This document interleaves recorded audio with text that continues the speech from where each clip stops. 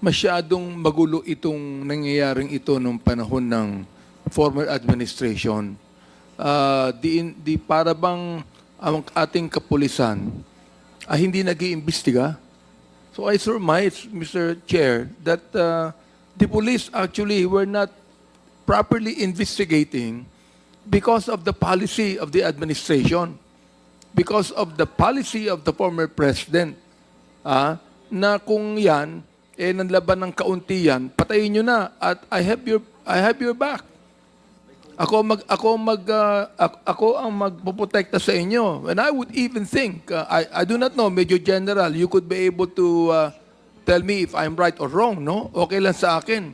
Pero palagay ko, there really was a big irregularity as far as investigating this is concerned. Oh, just imagine, we have more than 7,000 na napatay, but only 52 are being investigated. And 37 of them, wala na because hindi na umano yung biktima. Now, the thing is this, I don't think that it is the NBI that should be first in the scene. It must be the policeman that should be in the scene of the crime. Am I right, Major General?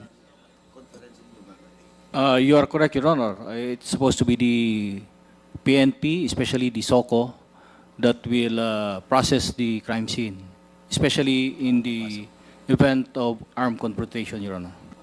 Mr. Chair, why do you always have to give that to IAS? Why don't the SOCO be the one to investigate on it, motu proprio? It is within their mandate, Your Honor. The IAS has the motto proprio. No. It's not the mandate of the IAS is to investigate an administrative case. Of course, kasama yung criminal dun eh. Pero still, the IAS should be independent from the Philippine National Police. Therefore, the Philippine National Police must also conduct their own investigation on the matter. Am I right, Major General? That's correct, Your Honor. As I have mentioned, it is being part of the SOCO operations. And as I have mentioned, once an irregularity has been found based on the processing, corresponding actions is also being recommended, Your Honor. Mr. Chair? Yes,